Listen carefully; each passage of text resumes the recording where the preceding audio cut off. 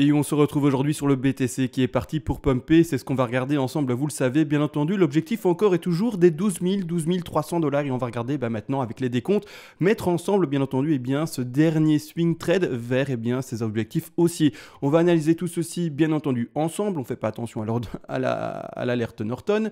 Et également comme toujours, rappelez-vous, on est sur un plan de trading qui est indiqué depuis les 5 000, 4 000 $, et c'est-à-dire qu'on voyait déjà la hausse atteindre au moins ce premier objectif des 9 800, 10 000 $. Et second objectif haussier, 12 000 $. Donc ici, encore une fois, vidéo pour nous tester, on est dans une très grande figure de flat. Malheureusement, c'est une figure de crash alors que tout le monde est déjà haussier. Mais c'est comme ça, je suis désolé d'être à contre-tendance de ce que tout le monde pense, ou en tout cas de ce que tout le monde peut analyser avec des to the moon. Mais malheureusement, voilà, nous on voit ici depuis les 5 000, 6 000, 4 000 $ même, parce que là, on voit une vidéo en cours. Mais clairement, on voyait la hausse également aller jusqu'aux 12 000. Donc maintenant, l'objectif est toujours en vue, il n'y a aucun problème avec ça et on va analyser tout ceci ensemble malgré tout. Avant de faire tout le travail entre guillemets plus précis, vous le savez, je fais comme toujours une toute petite et même très courte intro. Et bonjour à tous, aujourd'hui très heureux de vous retrouver sur le BTC face au dollar qu'on va analyser ensemble. Juste avant, vous le savez, je dois remercier les personnes qui font des donations parce que vous le savez, ça permet de soutenir la chaîne et quelqu'un qui est soutenu avec son partage de temps, de travail, de pédagogie, de plan de trading également et de plan d'investissement. C'est quelqu'un qui va durer, je le rappelle, ça fait déjà 3 ans qu'on est là ensemble et merci à vous tous pour ce soutien-là. Également, il est vrai, avec les donations et par palier de donation et déjà vers les premiers paliers de donation, vous pouvez en plus de ça recevoir en contrepartie pour à mon tour vous remercier toutes les règles des lots en français, ainsi par vous-même pour également faire des grandes projections avec des targets haussières qui vont vers chercher les 9008 et puis par après deuxième objectif, etc. Enfin bref, faire le travail par vous-même sur du scénario long, moyen, très long terme, très court terme si vous le désirez également. Et tout cela avec un petit PDF envoyé en contrepartie, écrit par moi en français de manière simple pour les débutants et les personnes avancées. Comme ça, vous pouvez être par après le plus rapidement autonome. Également, je rappelle vite fait, mais c'est écrit en quelques pages, c'est pas une encyclopédie en 12 volumes avec 400 pages dans chaque volume, pour que ça soit accessible, rapide, c'est vraiment synthétisé à mort pour tout simplement l'efficacité d'apprentissage et non pas pour faire semblant avec des pages à brûler ou en tout cas pour faire du poids, pour faire de la muscu. Donc ici clairement on part enfin dans l'analyse, on a agrandi l'écran, alors tout se passe bien. Le retracement de 4, alors je vous avais dit dans la vidéo précédente, rappelez-vous, pour ceux qui sont dans l'analyse, donc si je suis en 4 heures, je vais vite dézoomer pour montrer que en fait on est dans le grand plan, ici A, B, rebond B vers les 12 000 et puis après retracement. Donc on est là-dedans, désolé pour les nouveaux sur la chaîne. Maintenant on repart dans le détail pour les anciens, ou en tout cas ceux qui suivent le plan avec moi depuis un certain temps. Donc ici on est bien entendu sur un retracement de 4, alors qu'il est ici en jaune, d'accord, en petit. Je vais retirer déjà, mettant en retrait en tout cas celle-ci. Je les mets en retrait comment? Moi je les mets en shadow, ça sera très bien. Ici clairement en fait une chose est sûre, c'est que pour le moment le retracement de 4, alors qui pour moi est fini. Pour moi ça y est, c'est le rebond, vous allez voir qu'il y a une flat qui est terminée à la perfection. Donc pour moi ça y est, c'est fini.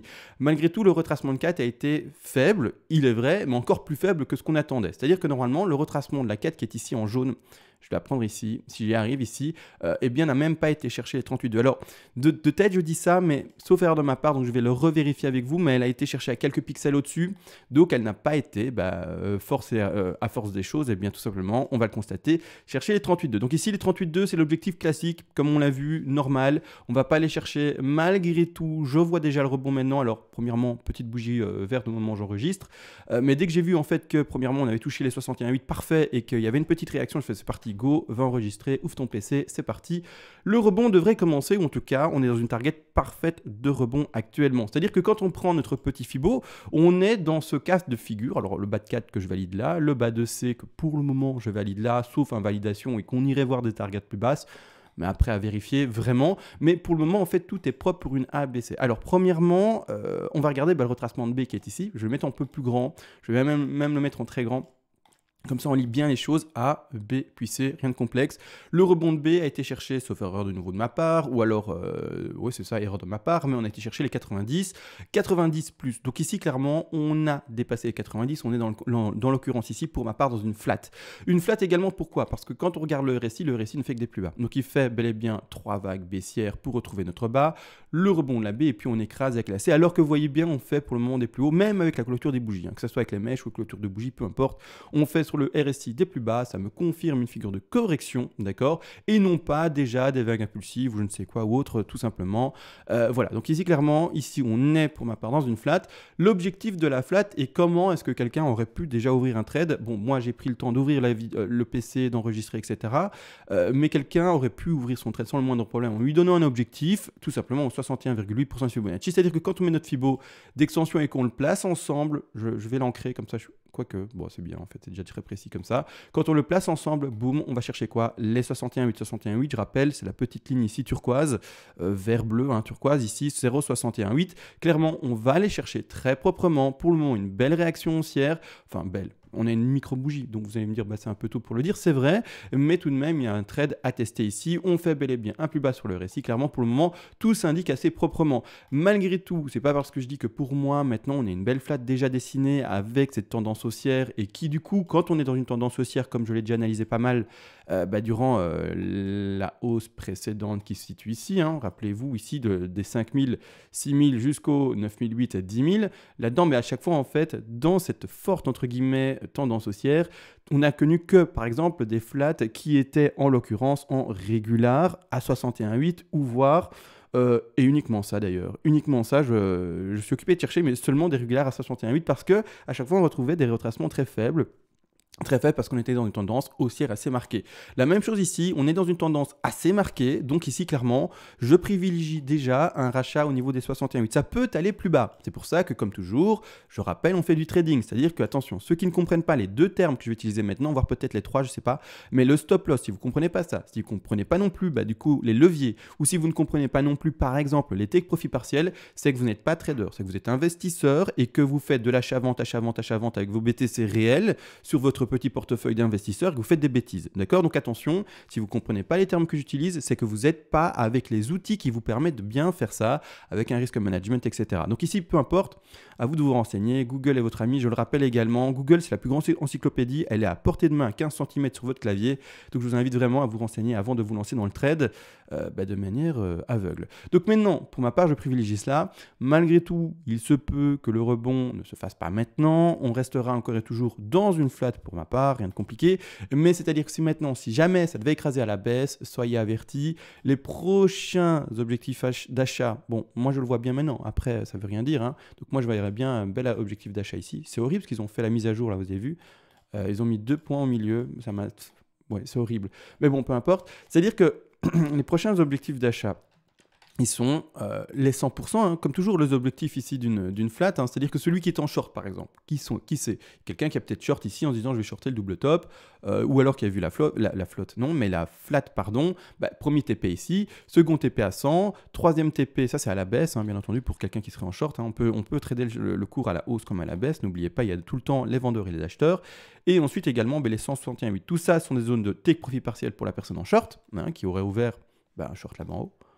Peu importe, là, boum, il a réussi son coup, il a fait 90, boum, il a ouvert son short, il a vu la flat, parfait, nickel, hein, il a vu 1, 2, 3, parfait, hein, propre. Bon, peu importe, il ouvre son short, TP1 pris. Maintenant, bon, il faut que dans ta stratégie, tu attends le TP2, le TP3 et le TP4. Malgré tout, voilà, déjà pour moi, le TP1 est un TP très majeur, parce que je vois déjà personnellement, dans l'autre contexte, d'ouvrir des langues, un long à ouvrir déjà maintenant. Donc ici, peu importe, je vais le valider là. Maintenant, ayez conscience que ça peut aller plus bas. Je ne dis pas que ça ira pas plus bas, mais jouez ça avec votre risque management. C'est-à-dire que si vous ouvrez par exemple un long, ou en tout cas que vous avez ouvert un long au moment où vous avez vu comme moi les 61,8 et le moment où j'ouvre le PC, etc., et on est déjà là-bas en haut, on est déjà à combien? À 11 027, à ce moment-là, tout simplement, votre stop loss, n'oubliez pas de l'utiliser et mettez-le en dessous, au moins, je dirais, des 100, d'accord? Au moins des 100, histoire de faire un espèce, et quoique, oui, vraiment j'ai du mal, mais bon, c'est pas important que j'ai du mal ou pas, mais au moins là-bas en dessous, n'oubliez pas le risque management, les ratios, etc. C'est-à-dire que encore une fois, il faudra faire attention à tout ça, hein. Donc si vous ouvrez un long à 61,8, bon maintenant on est occupé de s'en éloigner, mais bon c'est pas grave, mais ça veut dire que vous allez avoir un risque. Si vous le mettez légèrement en dessous des 100, acceptez ce ratio-là, parce qu'il y a également les 38,2 qu'on n'a toujours pas touché, hein. C'est ça également, hein, le retracement de la 4 qui n'a pas été touché, les 38,2. Donc si on va chercher les 38,2, et donc c'est-à-dire les 100% de Fibonacci également, bon, vous avez un risque de 3,29, bonne position. Malgré tout, il faut le comparer avec le ratio, et le ratio, lui, c'est au moins d'aller chercher, on le rappelle, les 12 000, 12 300. Donc ici, on est sur un ratio. Si on va le mettre strict à 12 000, on est sur un ratio de 3. C'est pas mauvais, c'est pas le meilleur des ratios, mais c'est un dernier swing trade que je peux donner ici, clairement. Malgré tout, quand on va aller plus précisément dans le décompte et que quelqu'un a mis sa position d'achat ouvert un short, on va partir dans le principe, comme on est normalement 10 000 à regarder la vidéo, il y a d'office au moins une personne sur les 10 000 qui a ouvert un short ou un long. Ici, maintenant, pardon, je me suis trompé d'ailleurs de terme juste avant, on va partir du principe qu'il y a quelqu'un qui a ouvert un long et donc je vais t'assister. Ton stop, comme dit, mets-le au moins à 38,2, un peu plus, d'accord? Donc une exposition de 3 à 4%. Malgré tout, nous, on part sur le fait que ça puisse déjà rebondir maintenant. On part maintenant sur l'exposition, elle est posée, on l'a fait il y a de ça 2 secondes. Malgré tout, maintenant, on va regarder enfin les objectifs de 5. Alors, les objectifs de 5, c'est-à-dire tous les TP pour le petit trade, d'accord? Attention, ça ne va pas concerner forcément tous les autres, mais pour le petit trade ici, la personne qui vient rentrer en trade, on va placer les stop loss pour toi. C'est-à-dire que, boum, je prends mon Fibo, je le mets en sommet de 1, je le vais en bas de 2, je vérifie. Et alors oui, la 3 a été en forte extension. Bon, bah, ça arrivait, c'est comme ça, hein, vous le savez très bien, c'est des choses qui arrivent. On le met pour ma part en fin de figure stricte. Je ne le mets plus en profondeur de figure stricte à force d'expérience, d'analyse, d'années et d'années. Je vois que le plus pertinent, c'est de le mettre en fin de figure stricte.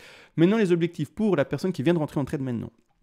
D'accord? Comme toujours, étant donné qu'on est en 3 en extension, on va prendre les fibos suivants. D'accord? C'est les 100 pour le premier TP, 161,8 pour le deuxième TP et 261,8% de Fibonacci pour le troisième TP. C'est-à-dire que zone d'achat, d'accord, ici en vert. Maintenant, clairement, on va mettre les autres TP. Ce sont des zones de revente, des zones de take profit partiel, hein, bien entendu. Donc ici, la première zone de revente majeure, ce sont tout de même les 100. D'accord? C'est-à-dire ici, zone d'achat aux alentours. Si vous avez fait ça parfaitement au 10 855, hein, parce que vous avez vu la flat, alors bravo, j'applaudis des deux mains. Si pas, vous êtes un peu plus haut, mais peu importe. Mais en tout cas, zone d'achat plus large, on va dire qu'ici, vous regardez la vidéo, vous achetez maintenant. Peu importe, vous êtes dans cette zone d'achat ici en bas. D'accord, peu importe. La première zone de revente, premier take profit partiel, sera du coup à 11 298 $. On va arrondir à 11 300 pour dire. D'accord. Deuxième objectif de revente, donc deuxième take profit partiel, pas plus compliqué non plus. On va au-dessus, on va à 161,8 et on le pose ici à 11 574 $. Deuxième TP et le dernier TP qui lui se situera à 261,8% de Fibonacci qui se situe un peu plus haut et voire même très précisément aux 12 000 $. Alors est-ce qu'on va s'arrêter à 12 000? Vraiment à voir, mais malgré tout ici je mets le plan de trade, pardon, pas de Craig, mais de trade pour ce dernier petit swing trade. N'oubliez pas non plus, c'est une méthodologie que je rappelle de moins en moins, mais que je devrais refaire tous les jours à fond, c'est comment tenir son trade. Donc son stop loss, ne pas le déplacer trop vite dans son point d'entrée, attendre quand même des confirmations et au moins normalement un premier take profit partiel, c'est-à-dire maintenant le monter déjà à son point d'entrée c'est trop tôt, hein. Vous allez peut-être louper les 38,2, le petit retracement, etc. et cracher et refuser une perte de 3%, alors que 3%, si vous avez un bon risque management, etc., il n'y a pas de raison de vouloir ne pas le prendre, d'accord? Donc le risque doit être assumé. Rappelez-vous également si le risque, donc c'est-à-dire la perte potentielle par votre trade initié est trop importante et vous êtes en train de vous dire si jamais le cours, là maintenant, au lieu de monter, il descend et qui fait en sorte que ce trade-là soit perdant, je dois revendre ma maison, ma voiture, mes enfants, mon chien, ne plus manger pendant 2 mois et faire la diète, si c'est ça que vous vous dites, clôturez votre trade. C'est que vous n'avez pas un bon risque management et que ça ne va pas. Il faut que la perte soit tellement microscopique que vous vous disiez, si je la perds et qu'est-ce que vous voulez qu'il se passe? C'est pas grave, c'est comme ça, j'irai au resto ce soir parce que voilà, peu importe. Faire comprendre en fait que les habitudes ne doivent pas changer, l'aisance de vie finalement que vous avez habituelle ne doit pas changer. Donc le stop loss, ne le déplacez pas trop vite, attendez au moins quelques confirmations, mettez-le à votre point d'entrée et puis par après, une fois qu'il y a vraiment des confirmations plus fortes, entrez petit à petit votre stop loss dans le vert clairement, mais au début doucement avec ça. Malgré tout, vous le savez très bien, j'ai mis déjà le TP1, mais il y a le fameux TP 0.5, je prends moins de temps à l'expliquer dans mes vidéos, mais il faudrait que je le fasse parce que je veux que finalement les méthodologies de trading soient apprises, ou en tout cas une méthodologie de trading, on va dire assez défensive, mais du coup assez assurée par rapport à son risque management et son potentiel gain possible, bien entendu. C'est-à-dire que le premier ici TP, je le placerai potentiellement, d'accord, premièrement ici à 61,8, d'accord, 61,8, voire même s'il est encore plus défensif, clairement à 38,2. Maintenant, c'est-à-dire que vous l'auriez déjà pris. Je rappelle un take profit partiel à 0.5, c'est-à-dire que par là, je veux dire TP de sécu, c'est celui qui va juste vous permettre de couvrir limite votre stop loss. Alors le stop loss, il sera jamais, si vous le déplacez pas dans le vert ou à votre point d'entrée, il sera jamais couvert, hein, attention. Mais c'est également ce take profit partiel 0.5 0,5 et qui va couvrir les frais. D'accord, les frais qui au début, si vous en avez par rapport au funding ou des choses comme ça, clairement, eh bien, vont être couverts par ce petit take profit partiel qui va être, en l'occurrence, à hauteur de 5, 10, 15%, ça dépend de vous, mais clairement un tout petit TP. Juste pour dire, les frais sont payés. Le stop loss, pour couvrir un stop, il faut vraiment clôturer sa position de manière énorme. Donc, on ne va pas quand même parler de couvrir un stop loss, mais juste déjà les frais. Déjà, les frais, c'est déjà bien, c'est déjà très bien. Maintenant, donc là, premier TP à prendre à 38,2. Donc ici, premièrement, à 11 025. Déjà maintenant, en fait, si vous le voulez en take profit partiel de sécurité, ou alors également à 61,8. Ça, c'est à vous de voir, hein, selon votre profil sécurité offensif. À vous de voir, bien entendu, selon votre agressivité. C'était le terme que je cherchais plus précisément. Donc ici, le deuxième est à 11 130, 11 129 ici. Maintenant, voilà, les objectifs sont tout de même d'aller jusqu'au 12 000. Donc ici, beau petit pump à attendre pour le BTC s'il se confirme après cette petite analyse. Maintenant, qu'est-ce qu'il faut voir également? Alors oui, je vous rappelle une chose, il y a eu un gap qui a été dessiné. On a eu un très beau pump, excusez-moi. Aujourd'hui, je sens que mes lèvres ne me suivent pas, que je parle peut-être trop vite. Mais c'est-à-dire qu'en fait, quand on va sur le cours, j'avais déjà expliqué, mais c'est important, c'est très important. Alors mes dessins précédents, on va les retirer parce que maintenant, je ne vais pas parler de ça forcément.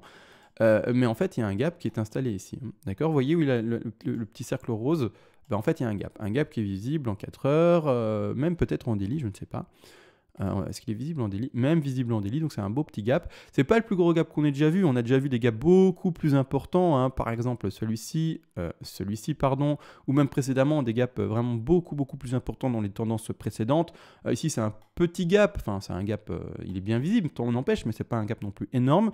Malgré tout, ce gap-là pour moi un jour va devoir se faire combler à nouveau, donc c'est-à-dire qu'il va devoir se faire rattraper de nouveau par le cours. Je rappelle de nouveau un gap à 8 chances sur 10. Ce chiffre-là, encore une fois, n'est pas scientifique avec des statistiques, etc. C'est juste pour faire bien comprendre qu'un gap a plus de chances de se faire combler que pas. D'accord? Donc, c'est pas du 5 chances sur 10, c'est vraiment plus que 5 sur 10. Donc, moi, je dis 8 chances sur 10 pour dire que voilà, un gap a de fortes chances de se faire combler. Ça dépend du gap que c'est, si c'est un gap de continuité, de rupture ou quoi que ce soit. Il y en a d'autres, bien entendu.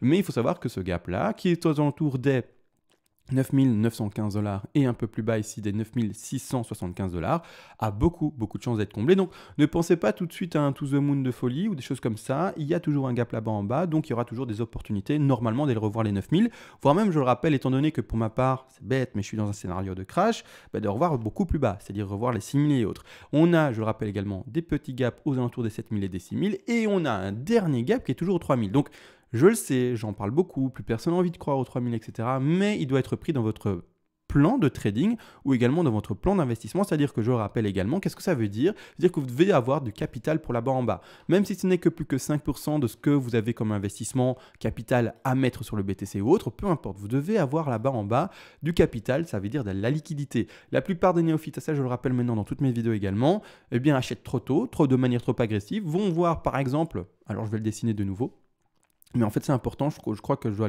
vraiment leur expliquer. Vont voir le pump, vont voir le dump, et en fait, vont tout acheter sur, par exemple, le premier niveau de support ici, et vont dire, bam, je passe à l'achat, c'est parti, j'achète. Le problème, c'est quoi? C'est qu'en fait, tous les néophytes font ça, ils achètent de manière trop agressive avec tout leur capital à un niveau beaucoup trop élevé. Le cours, il n'en a rien à faire de ce que vous faites, d'accord? Il va dire, moi, je descends encore un peu plus. Que ça soit un peu plus ou beaucoup plus, peu importe, mais il descendra en dessous de votre objectif la majeure partie du temps. Et à ce moment-là, vous vous direz, mince, si j'avais attendu un peu plus, j'aurais pu acheter plus. Et c'est-à-dire qu'en fait, si vous n'avez pas non plus de palier pour acheter, vous vous retrouvez le bec dans l'eau. Donc ça, c'est une stratégie de palier, etc. Je ne vais pas expliquer ça non plus aujourd'hui. Mais voilà, c'est important de comprendre, garder de la liquidité, c'est-à-dire garder de l'argent pour là-bas en bas, même si psychologiquement, c'est difficile d'y croire, même si vous n'avez pas envie d'y croire, gardez ça là-bas en bas. L'émotion, les a priori, les pressentiments, c'est autre chose. Les boules de cristal, les génies dans leur lampe, c'est pour les autres. Nous, il n'y a que le plan de trading, le plan d'investissement qui compte, bien entendu. Donc ici, premièrement, voilà, on va également, du coup, le petit rectangle rouge, pour ceux qui ne sont pas du tout au courant, c'est le gap aux 12 000. C'est pour ça, il s'étale entre les 11 700 et 11 900, 12 000. Donc clairement, c'est le gap aux 12 000. Donc pour ma part, Le mouvement et le prochain mouvement du BTC a de fortes chances de faire ça, retrouver un niveau de résistance et puis pouf, breaker à la baisse, d'accord? Donc voilà, peu importe, je vais pas faire une vidéo aujourd'hui plus longue, je pense que j'ai tout vu, on a parlé surtout du tout petit trade. Pour moi, on est à la fin finalement déjà du mouvement haussier. On peut toujours péter plus haut parce que du coup, je rappelle également pour ceux qui seraient en long, depuis par exemple, on l'a vu également dans la vidéo précédente, depuis les 5000, 4000, voire même plus récemment, depuis les 9005, peu importe, ceux qui sont en long, n'oubliez pas, on ne clôture jamais un trade tant qu'il est gagnant. Il est clôturé seulement, en tout cas c'est la méthodologie que moi j'applique, seulement quand il y a une validation réelle avec des retracements qui, par exemple, eh bien, vont casser des niveaux de support importants selon vous et qui vont invalider la hausse potentielle. Parce que si le BTC voulait continuer à pumper boum, boum, boum, de manière infinie, eh bien vous serez toujours dans ce trade-là avec votre stop loss que je le rappelle, ou en tout cas que je rappelle, pardon, vous déplacerez petit à petit sous chaque niveau de support qui selon vous, eh bien, sera invalidant de la prochaine hausse. Donc c'est-à-dire que, imaginons que vous dites, bah voilà, moi ce niveau de support-là, vous voyez ici la petite, ce que j'ai dessiné au hasard finalement, eh bien ici, eh bien c'est ultime, donc je place mon stop loss là. Le cours à un moment, ben, il va monter, et puis à un moment il va break peut-être, hein, qui sait, et boum. Et là, eh bien, au moment où il va reprendre votre stop loss, donc votre dernier ordre finalement de vente, hein, pour sortir de votre trade, eh bien, vous aurez réussi à suivre quand même et tout de même le trade jusqu'au 14 800 par exemple, alors que nous, en vidéo, on voyait les 12 000, 12 300. Donc, encore une fois, méthodologie de trading. On s'en fout de savoir si oui ou non on va vraiment à 12 000. Tout ce qu'il y a, c'est la méthodologie de trading, la technique finalement utilisée pour pouvoir tenir son trade le plus longtemps possible. La même chose pour l'investissement, vous le savez, bien entendu. Là maintenant, j'ai tout vu. Je ne vais pas parler plus. Aujourd'hui, il fait super beau. J'ai trop envie d'un peu m'aérer l'esprit. Clairement, donc aujourd'hui, j'ai tout vu. Il n'y a pas plus à voir. Je regardais ou quoi que ce soit. Non, il n'y a rien d'autre à voir. Tout se passe bien. Sur ce, du coup, je vous souhaite à tous un bon jeudi. Une belle après-midi ensoleillée si vous êtes libre. Si vous n'êtes pas en travail. Mais bon, maintenant, avec le travail à la maison admis dans beaucoup d'entreprises, peut-être que vous êtes à la maison, donc du coup profitez de votre jardin si vous en avez un ou quoi que ce soit. Donc bref, on va se laisser réellement, c'est fini la gorée, on se retrouve à demain, j'ose espérer s'il y a des mouvements intéressants et sur ce, ciao.